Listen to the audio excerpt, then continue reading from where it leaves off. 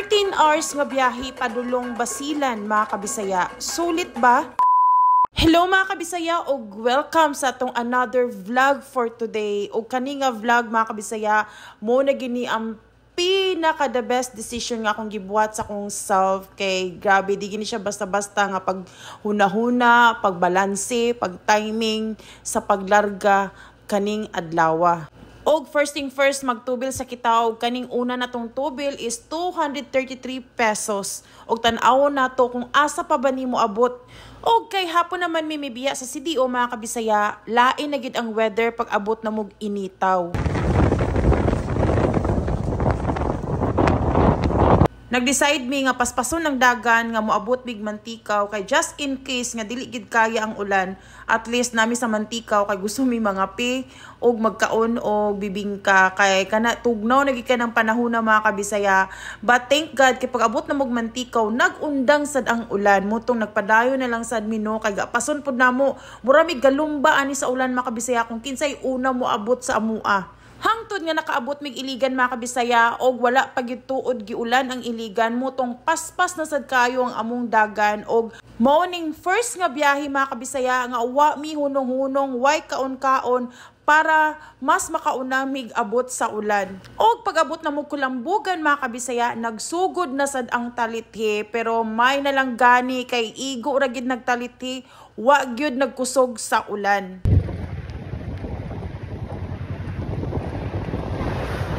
Oh, grabe gid kay mong pasalamat kay miabot kimig tubod nga wa gid na ulanan mga kabisaya. Og since kay nanami sa tubod og kani siya nga date is September 22, may hapit na lang gid mi sa Panggil Bridge kay among gitan-aw kung unsa na bay update kung pwede na ba gid maagian by September 28.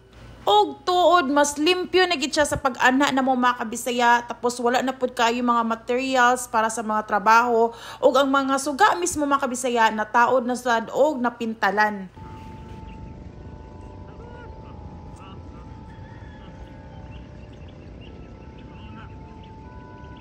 Nag-abot gid mig kapatagan mga kabisaya nga wa gid mi nabasa kay tuod mas nauna gid mig abot kay sa ulan. Og dan na lang pud dayon mi nagtubil sa among ikaduha nga tubil mga kabisaya. Og among ikaduha nga tubil is 245 pesos mga kabisaya og miabot na mi ana og kapatagan. Inana gid kadako og savings pag nakamotor mo mga kabisaya. Pag-abot na mo sa kapatagan, miliko mi sa dalan padulong SND or Sultan Naga Dimapuro Road mga kabisaya, kay diha mi gaagi padulong Pagadian kay mas duol gid siya mga kabisaya.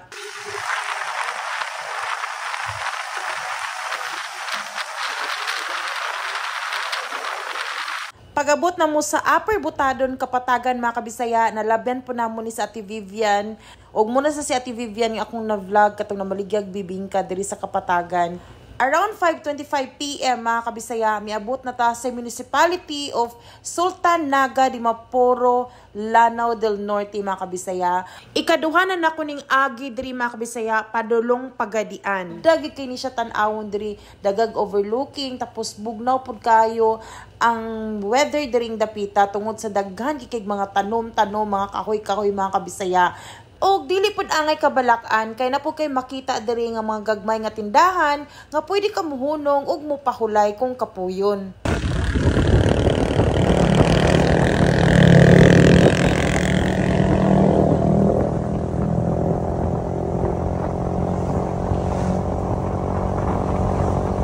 After 5.5 hours nga biyahe mga kabisaya, miabot na kita sa Little Hong Kong of the South, Pagadian City.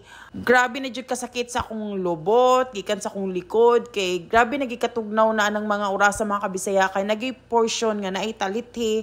So murag kabasa na gid ang mga jacket, but thank God kay igo lang gid siya mo talithi, dili gid siya gakusog sa ulan. So nag-decide gid mi nga magstay gid mi overnight sa Pagadian para na lang pud sa safety na mo on the way to Zamboanga City.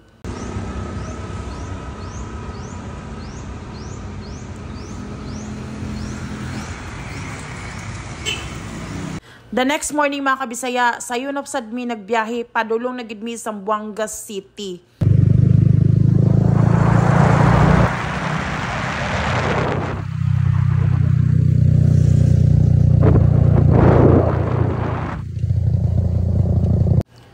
Pag-abot na mog dumalinaw, padulong Tigbaw mga kabisaya, at diya na gid ninyo mabati ang grabe kabugnaw sa weather.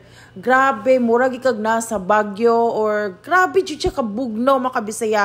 Og makita gid nimo sa dalan no nga bisan og morning na siya, napagid gyapon siya yung mga fogs mga kabisaya.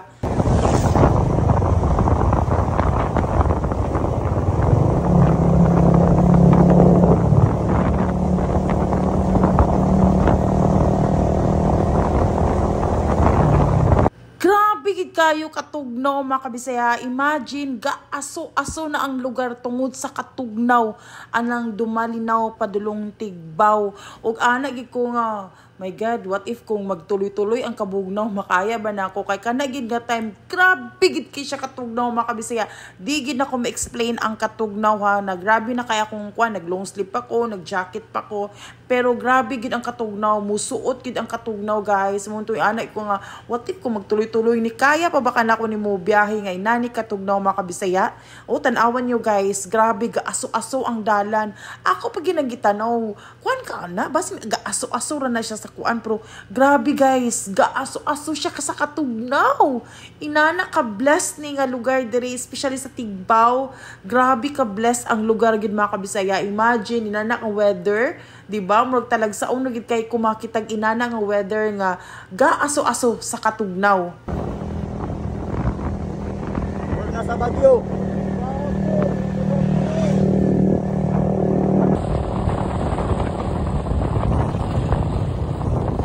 Pag-abot sa Kumalarang mga kabisaya, nakita mig bingkahan, mutong nakahunong mi diha sa bingkahan og nangapi kay mura ko gikabuhi sa katugnaw ug sa kagutom kay syempre padulong patag Zamboanga City. Ug pag-abot ginamo sa Kumalarang, abi ginakog duol na ang Zamboanga City mga kabisaya. Hoy Ginoo, kulayo pagidayta sa tinuod mga kabisaya. Finally, nakaabot na mi sa Zamboanga Sibugay mga kabisaya og nami diri sa Municipality of Buog og diri mi nagtubil sa mo ikatulong nga tubil diri sa motor mga kabisaya. Among ikatulong nga tubil kay 200 pesos only mga kabisaya. So all in all, almost 750 pesos natong natubil from CDO to Zamboanga Sibugay.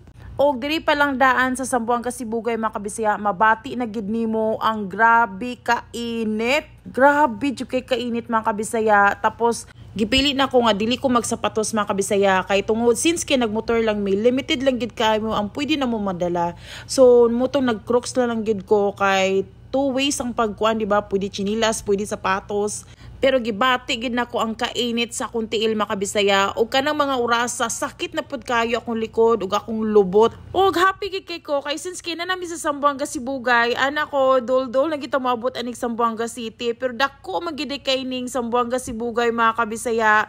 Og wala ko mag-expect nga medyo layo-layo pa man gid ay mi. Og one thing lang gid na akong ganahan diri mga kabisaya, kay tiyada na gid kayo mga dalan. Wa na gid kay makita nga lubaong nga dalan. Og inana kalapad ang dalan po diri sa Zamboanga Sibugay mga kabisaya. OMG, oh my God, nanami sa ipin. Grabe, dako man di kayo ning Zamboanga Sibugay guys. Grabe yun. Exactly 11 AM mga kabisaya, iniabot na gid mig Zamboanga City. Grabe guys, abi ginakog ma-exercise na akong kamot, akong tiil, makapahulay na akong lubot. Kay finally guys, mo gining pinaka layo na gid nako nga ride mga kabisaya. Og I am so proud of myself kay nakaya gid nako ang kasakit sa likod, ang lubot, tigid sayon mga kabisaya. Plus grabe jud kayo kainit. Mutong pagkakita nako sa Welcome to Zamboanga City, Bienvenido Zamboanga City, abi ginakog makapahulay na, but wala pa gid na makabisaya no kay pag abot nimo sa welcome katong Bienvenidos Zamboanga City mga kabisaya, gikan adto mudagan pa kag 2 hours para makaabot ka sa city proper. Galing dito sa Pitali papunta sa Zamboanga 2 hours. 2 hours pa sa proper mismo kasi na 2 hours melan no. Zamboanga City na to eh. 2 hours. 2 hours pa. Pero pag pero malakas yung ano nyo sa motor, okay, mga 2 hours lang ma'am. Kasi maganda naman ang kalsada. Oo, maganda yung kalsada, di ba? Inana kadako ang Zamboanga mismo mga kabisaya. Ka imagine bisan pag nakaabot na mi sa Zamboanga City, wala pa mi mismo sa city proper mga kabisaya. Sumubiyahe pa mig another 2 hours para makaabot mi mismo sa city proper. But it's up to you kung gusto nyo magpakusog dagan, why not? Para maabot mag 1.5 hour, di ba? So namoy hangyo nga 30 minutes. But anyways, before mi nagpadayon nagbiyahe na mga kabisaya, nagtubil sad mig another 200 pesos. So all in all mga kabisaya, almost 1,000 pesos na mong natubil from CDO di padulong sa Zamboanga City. O kani yung nakita karon mga kabisaya nga mountains nga grabe ka green mga kabisaya, muni siyang gitawag nga mini New Zealand sa Zamboanga City.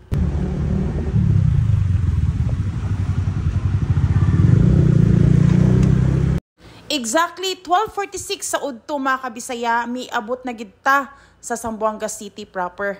O gatong first stop diri sa Zamboanga City, mao ang mangita og paniudto. Grabe na jud kagutom anang mga orasa mga kabisaya, og dili pwede nga dili na tutilawan ang famous Sati House diri sa Zamboanga City, mao ang Jimmy's Sati House.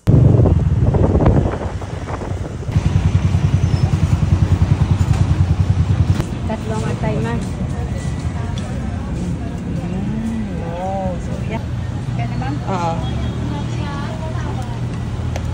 And for the very first time mga kabisaya, makatilaw na jud kog sate diri sa Zamboanga City nga mo gini akong ginalook forward nga makaani kog Zamboanga City. O kani akong gi-order mo kining beef barbecue nga tag 120 pesos, 10 ka buok plus isa na siya katamo og na siya sauce. May siya kayo, na siya pagka-sweet, tapos spicy, pag not too spicy mga kabisaya, pwede rin kayo ni sa mga bata. Malasahan mo ang turmeric powder, curry powder, but dili siya ga overpower sa kalami. Lamig siya guys.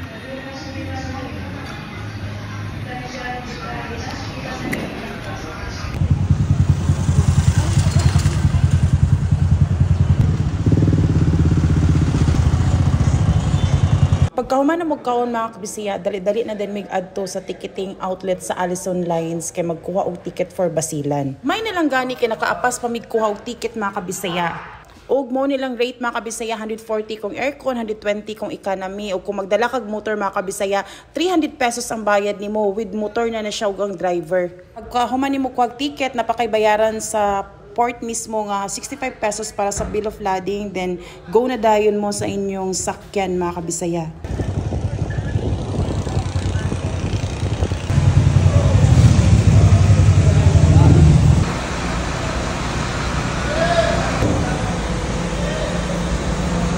Morning accommodation sa economy mga kabisaya o mo-opening accommodation sa tourist or with aircon.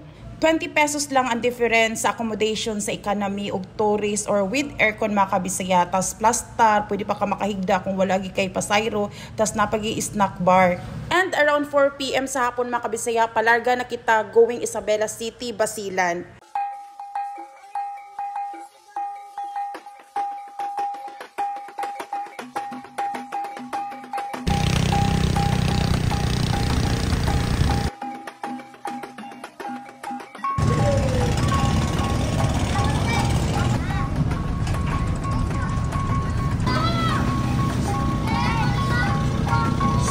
At 5:45 PM mga kabisaya, miabot na kita sa atong destinasyon.